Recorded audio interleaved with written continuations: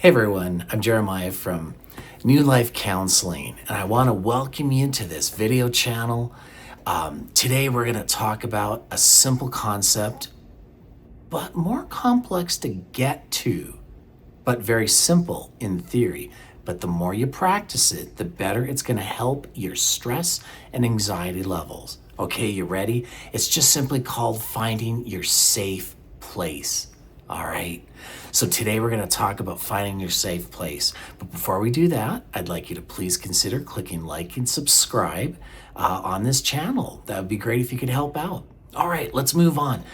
Safe place. What are you talking about? Well, what do you mean safe place? Well, you see, if we can find our safe place, all right, it will allow us to decrease our levels of stress and anxiety. Okay, well, how do we do that? Well, before we do that, let me give you, so you understand what I'm talking about visually, all right, probably one of the best and yet ironically one of the worst examples, because sometimes these examples can be, albeit funny, they can actually create a bit of a, oh yeah, see, this is why therapy doesn't work kind of stuff. But that's also where often the best humor comes from, is from things that are true. All right, we laugh because they're true, okay? All right, what's my example? My example is simply this regarding safe place, all right? And if you haven't guessed it by now, I'll just let you know. It is called, or the movie is called Happy Gilmore, okay, with Adam Sandler. In the movie, all right, he's playing this golfer and he's just really struggling, and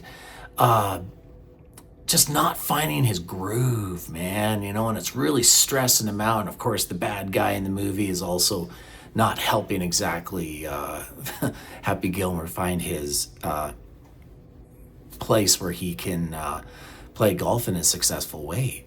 Well, this is where Chubbs, the coach, all right, teaches him, Happy, man, you got to find your happy place. Find your happy place. And of course, that's where he goes into this happy place, and he's like, oh, yeah, this is really good. Thanks, Chubbs.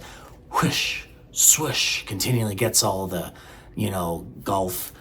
golf balls into the holes and gets his hole-in-ones and wins his championships until we get near the end of the movie where the bad guy just gets really nasty and he's totally thrown off and he's just like, oh, what am I gonna do? And he's like, okay, I gotta find my happy place. And he just can't find it. And his happy place gets even worse. It's like a disaster in here, until he finally finds that place to where he's like, no, I'm good. And he finds that happy place again and swoosh, wins the victory, movie's over. And then you got to wait 20 years or something, 15 years, until the sequel comes out. Anyways, the term that I give it, all right, is not that, it's not, Gilmore's happy place, but the term I prefer to use is called safe place. We'll talk about happy in another video because often happiness is a very fleeting secondary emotion, and we got to focus on primary core emotions that are more solid and steady, that will help us negotiate and navigate life more successfully, rather than happiness, which is, hello, I'm here, and then I'm gone. It's like a fickle friend. All right, so safe place. Well, how do we find a safe place? Well, obviously, if you haven't guessed it by now, it's using our imagination and just simply finding a safe place to where we have probably as best as possible with whatever we've experienced in life, no matter how difficult or easy or challenging it's been, to find that place to go, oh, that was a good moment in time. You don't have to just have one happy place or a safe place. You can find your safe place, all right? And you can have multiple safe places. But the best thing to do is to have that one core, maybe two core safe places that when push comes to shove, you are then able to actually sit back and go, I am feeling so stressed. I'm feeling so anxious. All right, I'm just imagining that time and space where I was in that safe place and all right, the more I practice it, the more I relax, the more I feel calmer. Now, it's going to be different for everybody.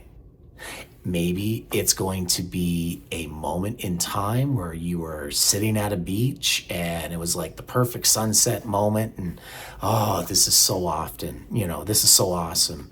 Now, the key thing though is to remember this: it needs to be your safe place. But here's where things can get a little tricky, okay? Our safe place can actually get tainted sometimes, whether it's people that were surrounding us, whether it was a situation where maybe, I was distracted. Maybe I, imagine it with someone that I love, and now we're in real chaos and turmoil, and now it's not exactly going to be a safe place anymore. See, I've had people, who come in, they're like, oh, I found my safe place, only to tell me later that's where a really bad thing happened to them a few years before that.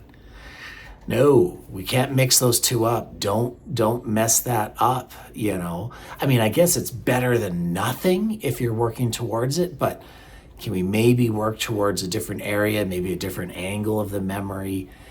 So I myself was taking a hike one day in an area known as Banff National Park, and I found this place I had never been or seen before ever. And it was just one of these perfect moments with the sound of the water, with nobody around, because everyone who normally went on this one trail I was on, I realized everyone kept turning back. And I was like, I'm going to go for another 10, 20 minutes and just see what is beyond the area. And it became one of these perfect moments, all right? Perfect visually, perfect auditorily, sensory-wise, it was perfect. Now, the rock I was sitting on was a little bit tough, but not enough to make it, not a safe place, all right? But the cool yet warm breeze it was just one of those perfect moments. And so I started to take that picture after I'd learned this concept of safe place and started to apply that actually in a very stressful work situation I was in many moons ago, okay? And I started to just, when I was feeling very overwhelmed, very stressed, I just stopped, along with doing some deep breathing exercises to help regulate my brain, my emotional and thinking side. I also used my imagination combined with it and started thinking of that, safe place, that perfect moment. And I found the combination of those two things were able to really help. And I'm just going to add, if you're ever fighting a cold or you get a cough or something, it can be hard to do deep breathing. Let's just be real, okay? I just had I get questions every so often from individuals going, I'm having a bad cold. How do I de-stress? Well, if you can't breathe, safe place is a really good secondary imagination technique to form and to cultivate. Okay. Now, again, some very basic ground rules. First of all, we got to be careful not to taint it with a bad situation. Oh, I grew up on this beach and it was just so awesome, but there was that one time where a really bad thing happened. Got to find something different. Got to find a newer image that you're going to have to do. Now, some people will actually use images. Maybe have a picture on your phone or something like that. That's a very positive, very relaxing place. But keep it neutral, positive. Okay. I encourage my clients to not use loved ones. It's not that we don't love them or they don't love you. It's just that if we have conflict, which it's inevitable in relationships, we will have conflict. It can taint that safe place feeling. Okay. So, we don't want to have a picture of, oh yeah, my uncle, my uncle's so awesome. He's so funny. I feel so safe. Well, except for that one time that he yelled at me and told me what a good for nothing I was. Yeah, no, we don't want to do that because that taints our safe place. And then we got to make it a newer safe place. So utilize your area. What do you have around in your environment? Okay, maybe you're not beside the Rocky Mountains like I am. Maybe you're in a location where there's a lot of, maybe there's poverty, But is there a park? Is there a clean park? Is there an area where you can just find an opportunity to go outside of your area and find a clean environment to be able to just feel safe in that brief moment, even if it's just milliseconds? So that is safe, finding your safe place. All right. Takes some practice, but the more you use it, the more you visualize it, the better it can help you to calm and self-regulate those tight chest feelings, that belly that's going, oh, I don't feel so good. The brain that's just over analyzing and overthinking, and our amygdala, which is, challenging our emotions and stuff like that. All right, so that safe place, I hope that gives you something extra and something a little different to think and work on. Yeah, let's just use that thing, the power of, I feel like SpongeBob now, imagination, and actually use it to its advantage, not just something to laugh at in a movie, but something we can actually apply and actually create a place of calm and safetiness within our life. All right, guys, that's all I've got for today. I hope you all have a great rest of wherever you're at, and we'll catch you next time.